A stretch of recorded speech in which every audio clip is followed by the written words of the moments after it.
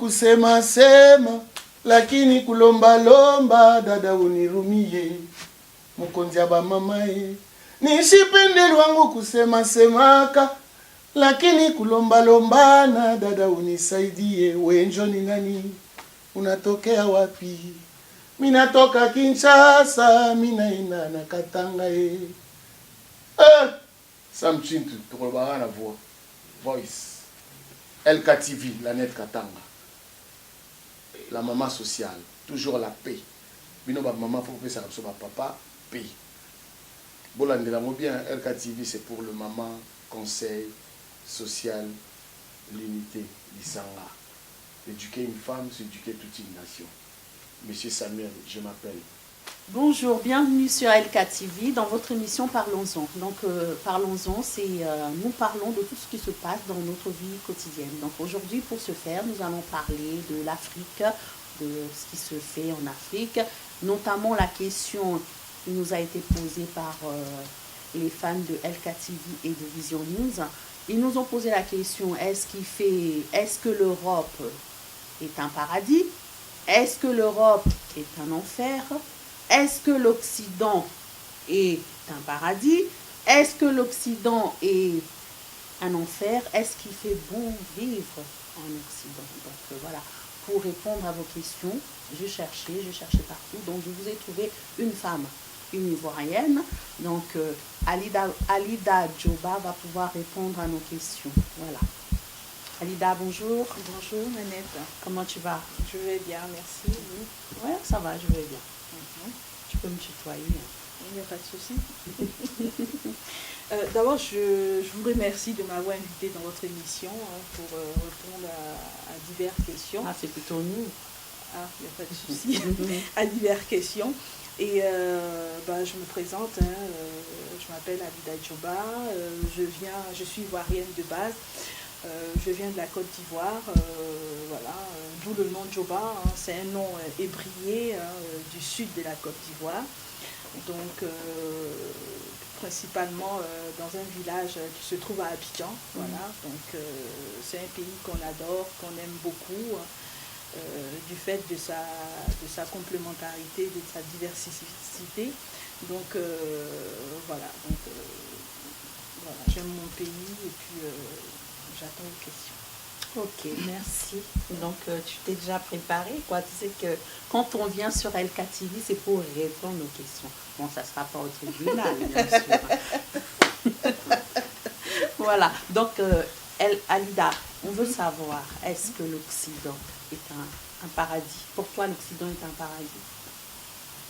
Pour moi, le paradis se trouve où on se sent le mieux. Et où on se sent le mieux en ce moment, c'est un endroit qui n'est pas forcément en Occident. Parce que je pense que nous, Africains, nous avons quelque chose de cher, c'est notre Afrique. Voilà. Donc quand on vient en Europe, c'est forcément parce que, pour X ou Y raison. Donc si nous sommes en Europe et que, on cherche le paradis, je pense que c'est plus en Afrique. Même s'il y a la dureté de la vie, même si ce n'est pas facile, c'est plus en Afrique. Parce qu'en Afrique, on a toute notre histoire, on a nos proches, on a nos grands-mères, on a nos grands-pères, on a nos petits frères, et petites sœurs. On a toute la famille là-bas. Et je pense que le bonheur, c'est une sorte de paradis. Il ne suffit pas d'être en Europe et d'avoir un peu plus de sous pour croire au paradis. Ça n'existe pas, le paradis sur terre. On essaye de se faire un petit paradis et en tant qu'Africain, je pense que notre paradis à nous, ça se trouve en Afrique. En Afrique, près des gens qu'on aime ou des gens qu'on aime plus ou moins. Voilà. Donc pour toi personnellement, ton paradis serait en Afrique. En Afrique. En Afrique. D'accord. C'est là où je puise ma source, c'est là où je me reconnais, c'est là où je marche la tête haute, c'est là où j'essaye de produire, d'investir quand je peux. C'est là où je me sens plus écoutée, plus respectée. Mais pourquoi maintenant les Africains disent-ils que l'Europe peut être un paradis? Pourquoi ils disent ça? Sûrement parce qu'il y a une sorte de paradis. C'est un peu paradoxal parce qu'en Europe, au fait, quand on vient en Europe, c'est pour un but. Voilà. Donc le but, normalement, il n'est presque pas atteint, le but quand on vient en Europe. On vient pour pouvoir améliorer sa condition de vie. Donc, une fois la vie améliorée, on essaye d'investir en Afrique. Il faut toujours investir en Afrique. Il n'y a que là où on sera franchement respecté et où on se sentira bien. Voilà. Moi, je pense que c'est ma vision des choses. Quoi, par rapport à donc ça. l'Europe, un enfer. Sur quel contexte ils disent ça? Je ne dirais pas, je ne cracherai pas dans la soupe, je suis en Europe en ce moment. C'était un enfer, j'y serais pas. Voilà, donc au fait, comme je disais, on recherche quelque chose. Mais pourquoi ils disent alors l'enfer? On veut savoir le pourquoi. Je trouve que c'est quand même un peu dur, l'enfer. Ouais, mais tu peux expliquer que les fans de Vision News ainsi que de LKTV puissent comprendre le pourquoi de l'enfer de l'Europe? Sûrement, c'est à cause de la dureté de la vie en Europe. Parce que, bon, au fait, un Africain a besoin de faire un peu plus d'efforts, ou 3 fois plus d'efforts qu'un Européen pour pouvoir obtenir un boulot, par exemple. Un Africain a besoin aussi de donner plus de preuves pour pouvoir avoir un logement à Paris ou n'importe où en Europe. Un Africain a besoin de, voilà, en tant qu'Africain, quand on a la peau noire, on a besoin de faire un peu plus d'efforts que l'homme blanc. Et ça, c'est pas normal. Donc, du coup, à force, ça devient infernal. Ça devient fatigant, ça devient infernal pour ceux qui le vivent, nous, Africains. C'est pour ça qu'on trouve notre quotidien infernal, on trouve notre quotidien pas facile, parce que c'est ce qui est. C'est ce qu'on vit en ce moment. Et pour travailler, bah, il faut avoir les papiers, c'est ça? Il faut avoir les papiers, effectivement. Quand on n'a pas de papier, on fait comme on peut. Je ne rentrerai pas dans ce truc-là, mais on fait comme on peut. Mais quand on est pris, on est traité aussi. Voilà, on n'est pas forcément bien traité comme il se devrait, parce que tout simplement on a la peau noire. Donc c'est pour ça que je suis un peu partagée sur la question. C'est vrai que c'est infernal. C'est vrai que quelque part on recherche quelque chose, mais on ne peut pas forcément pointer du doigt l'homme noir, parce que bon, il cherche à s'en sortir. C'est un battant, c'est des personnes qui ont une histoire, voilà, ils ont une vie et tout ça. Et s'ils recherchent vraiment le bonheur et pas l'enfer, je pense que bon, l'Afrique c'est quand même pas mal comme endroit. Sachant très bien qu'il y a des endroits, c'est pas forcément la rose, quoi. Mais c'est sûr que il y aura un tout petit peu plus de respect et il y aura, on sera un tout petit peu mieux. Voilà. Vaut mieux être chez soi qu'un petit chez soi qu'un grand chez les autres. Puis il faut investir aussi en Afrique. Il ne suffit pas de faire la fête, surtout de certaines personnes qui ne pensent pas à l'avenir. Il faut investir, il faut penser à son avenir. Parce qu'après, ça sera encore plus infernal. D'accord. Quand tu parles d'investir, c'est-à-dire que la diaspora doit investir en Afrique plutôt, c'est ça? Oui, il doit investir beaucoup en Afrique, surtout beaucoup en Afrique. Parce que c'est sûr, on retournera toujours en Afrique un jour ou l'autre. D'accord. Voilà. Et le terrain d'investissement? Il y en a plusieurs, Il y en a plusieurs, que ce soit dans l'immobilier, dans l'agriculture, dans l'habillement, voilà. Il y a plusieurs domaines où après chacun voit le domaine qui l'inspire le plus et où il peut avoir son intérêt, quoi. Voilà. Donc quand tu parles de l'investissement, c'est-à-dire investir dans la terre, investir dans l'agriculture, c'est ça? Oui, dans l'agriculture, par exemple, c'est nourricière, c'est pas mal comme projet. Mais bon, après, faut mettre toutes les chances de son côté pour que ça puisse donner quelque chose de positif. Voilà. Parce que quand on travaille, c'est pour être payé. Voilà, donc, oui, mais là, tu parles qu'il faut investir. Beaucoup te diront, oui, nous voulons investir, nous voulons bien faire des choses, faire de bonnes choses.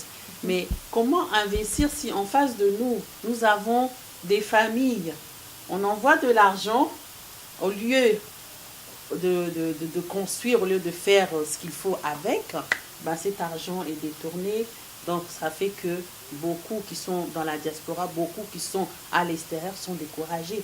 Qu'est-ce que tu dirais par rapport à ça? C'est vrai que c'est le mal de la pauvreté, Mais quelque part, quand je dis investir, c'est pas forcément, par exemple, une personne qui a travaillé, je prends sur 2 ans, hein, je vais peut-être dire une bêtise, je prends sur 2 ans, une personne qui a travaillé, qui a mis de côté au moins, supposons, 3 millions de CFA, soit 5 000 euros, quelque chose comme ça. Cette personne-là, si sachant bien que bon, elle a souffert pour avoir ces 5 000 euros, vaut mieux pas le confier à quelqu'un. Je pense qu'il faut se lever soi-même, aller dans le pays et puis faire ce qu'il y a à faire. Il ne faut pas le confier à soit une tante ou un oncle ou un cousin ou un frère. Non, les projets, il faut se donner du temps et puis il faut bien les faire, quoi. Il faut les faire, ça veut dire que tu nous encourages à aller sur place, à faire les projets, voilà. Mais ça durera plus longtemps, non, Alida? Qu'est-ce que tu en penses? Vaut mieux que ça dure longtemps que tu perds tous tes sous. C'est ce que je peux dire. Parce que vaut mieux que ça prenne un peu plus de temps que tu perdes tes 5 000 euros en un coup. Ou tes 10 000 euros, parce qu'il y a des gens qui se sont fait avoir comme ça, hein, qui ont eu confiance, et même qui ont donné 40 000 euros, 50 000, même plus. Hein. Et c'est parti en un coup comme ça. Voilà. Donc on ne va pas blâmer ces personnes, mais c'est à partir de tout ça que nous, on essaye voilà, ça nous permet de voir aussi ce qu'il faut faire. Ça nous corrige dans nos élans quand on veut investir. On se dit, ben, tiens, il y a telle chose qui arrive à telle personne, donc je préfère aller de moi-même le faire. Voilà. Prenons l'exemple, par exemple, je connais une personne qui a construit des maisons à louer, il voulait faire 3 étages. Cette personne a confié l'argent à une de ses cousines, voilà, c'est rebelote, c'est la même chose au fait. Donc au final, ça crée des histoires dans la famille et tout ça. Et quand cette personne est arrivée, elle a vu que ce n'était pas le travail qu'il fallait faire et ce n'était pas l'argent, la totalité d'argent qui avait été utilisé pour faire ce travail-là. Elle a dû casser. Déjà, la famille se divise quand c'est comme ça, il y a des histoires. Elle a dû tout casser, refaire tout elle-même. Et chaque année, elle passe, elle fait ce qu'il y a à faire. Ou chaque 2 ans, ou chaque 3 ans, tu te donnes 2 semaines, tu vas. Si vraiment ça te tient à cœur, même 3 ans après, il n'y a pas de problème. Mais si tu le confies à quelqu'un et que après tu te poses des questions, est-ce que tu as mis la peinture que tu devais mettre? Est-ce que tu as fait ci? Des fois même on t'envoie des photos, c'est pas ça, hein. C'est une autre maison, donc des choses comme ça, c'est l'Europe, c'est pas facile non plus, hein. Donc moi je trouve que après vaut mieux aller soi-même. C'est vrai que c'est dur de trouver du temps, c'est pas facile. C'est vrai que aussi on aime bien avoir l'idée de oui, je suis en Europe, j'ai quelque chose là-bas, c'est en train de grandir, c'est en train de produire, mais des fois vaut mieux suivre ce que tu fais. Voilà. Et ça, c'est difficile. Parce que toi, tu pars dans le cas où tu peux te déplacer, tu peux y aller. Mais il y a des gens, nous savons qu'il y a des gens, ils mettent par exemple 10 ans en Europe, ils sont partis en Afrique. Voilà, dans ce cas-là, on va croiser les bras, on ne va pas investir, on ne va rien faire parce que bon, on ne peut pas se déplacer. Qu'est-ce qu'on fait dans ce cas-là? Dans ce cas-là, c'est simple, je dis bien, soit on va vite, on perd tout, ou soit on va lentement et on garde tout. Mais maintenant, quel conseil tu donnerais justement à ces Africains? Parce que nous, on est ici, on veut bien investir, on veut bien travailler avec eux, mais au retour, il n'y a pas du retour, ça ne suit pas. Qu'est-ce que toi, tu leur diras à ces Africains qui sont sur place dans le pays? Qu'est-ce que tu leur dirais? Je les dirais comme toute personne, hein, d'arrêter de croire que l'Europe, la vie est facile et que on acquiert de l'argent facilement et que, au fait, il y a certaines personnes, je ne dis pas que les Africains, hein, il y a certaines personnes qui ont du mal à comprendre que dans la vie, il faut toujours penser à l'avenir. Parce que l'avenir, c'est la retraite quelque part. Donc, pour une retraite paisible, pour dormir les bras croisés, c'est comme ça on le dit. Vaut mieux investir et vaut mieux aussi ne pas escroquer son frère ou sa sœur qui est en Europe ici, qui se tue pour avoir de l'argent, pour faire quelque chose pour la famille, parce que généralement c'est pour la famille, quand quelqu'un fait quelque chose, c'est pour la famille. Vaut mieux vaut mieux ne pas escroquer cette personne-là parce que quand vous le faites, c'est à vous que vous le faites, quoi. C'est pas à votre frère ou à votre soeur. Parce que, au final, vous vous dites, bah, je vais faire ça et puis après, je vais me moquer de lui parce qu'il n'a rien fait. Ou quand il va revenir, on va lui dire, bah, qu'est-ce que tu as fait? Tu as été en Europe, qu'est-ce que tu as fait? Bah oui, mais toi, qu'est-ce que tu as fait pour m'aider aussi? Parce que tu as tout fait pour me mettre les bâtons dans les roues. Voilà, donc je trouve que c'est quand même pas sympa, quoi. Je trouve que c'est quand même pas cool pour les personnes qui se battent ici, matin, soir, dans la neige et tout. Des fois même l'humiliation et tout ça, de les prendre ce qu'ils ont, quoi, de leur prendre leur espoir, leur rêve. Je trouve ça vraiment dommage. Franchement, il faut arrêter ça. D'accord. Voilà, Alida, on arrive à la fin. Qu'est-ce que un dernier mot pour le public de LKTV ainsi que Vision News? Bah, je trouve que c'est une bonne émission. C'est une bonne émission, ça permet de s'exprimer et puis de parler de tout ce qu'on a de bien et puis à améliorer aussi, quoi. Voilà, donc je vous remercie et puis tous ceux qui peuvent m'entendre aussi. Voilà, je remercie de nous avoir écoutés. Voilà.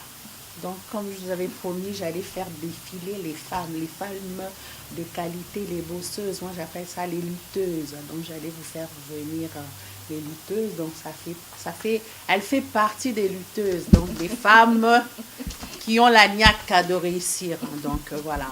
Donc, pour les gens qui souhaitent investir dans l'agriculture, oui, dans la construction. Dans l'agriculture, tu ne nous as pas parlé de ça, Alida.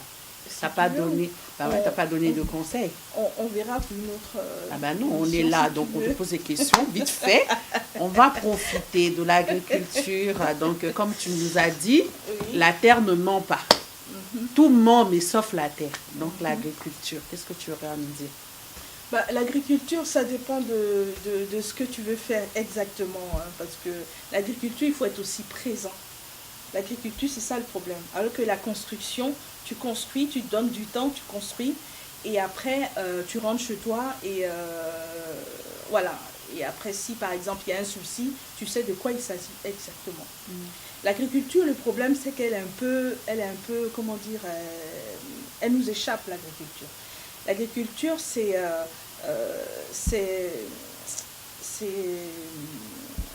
un domaine qui est imprévisible.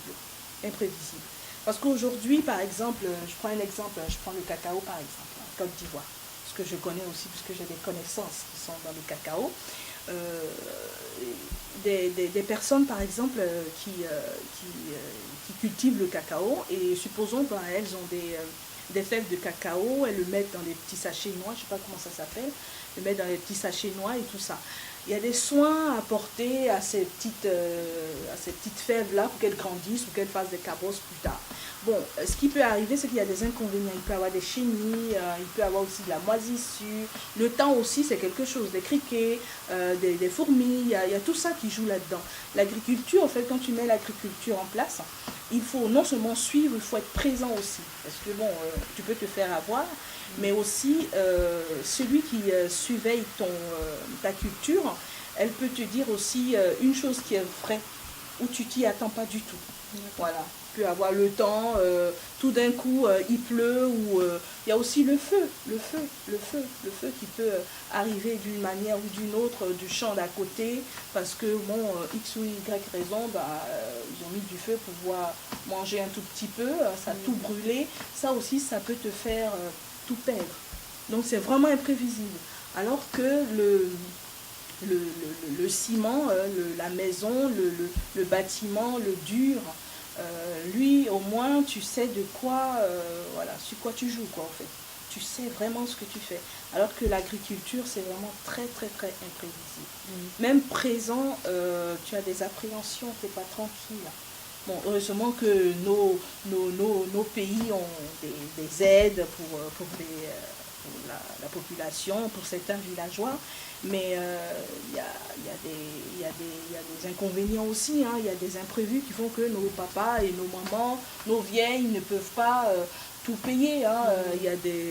Faut pomper, faut mettre des insecticides, parce qu'il y a de la chenille qui mange les feuilles et tout ça, donc Je trouve qu'il faut vraiment avoir beaucoup de moyens, il faut être vraiment présent. C'est pas mon cas en tout cas. Je peux pas être présente tout le temps dans les champs parce que ça fait beaucoup de travail pour pouvoir s'occuper de ça. Voilà. Sinon, moi j'aime l'agriculture, mais encore plus le bâtiment que l'agriculture. D'accord. Voilà. Merci d'avoir répondu à nos questions. Oui, je vous en prie, Alida. Donc, je t'inviterai pour une autre émission. Il n'y a pas de pouvoir répondre encore aux questions de notre public. Voilà, merci de nous avoir suivis. C'était Lanette Katanga, la femme de grâce et de bonheur. Mes salutations à Christian Fallins derrière la caméra, mon fils. Doudou Tcheke, bonjour à toi. Bonjour à Edgar Mokonzi. Bonjour à Nancy Odia. Bonjour à Aziza ABC. Rita Kimanga, Maman Longjambe. Bijou Meta, ma passion. Bonjour à toute ma famille, donc les Katanga, des gros bisous à vous. Bijou Choki, Angèle Chilanda. À tous mes amis qui me suivent sur ma chaîne. Allez, des gros bisous à vous. Que Dieu vous garde. Bye. Bye.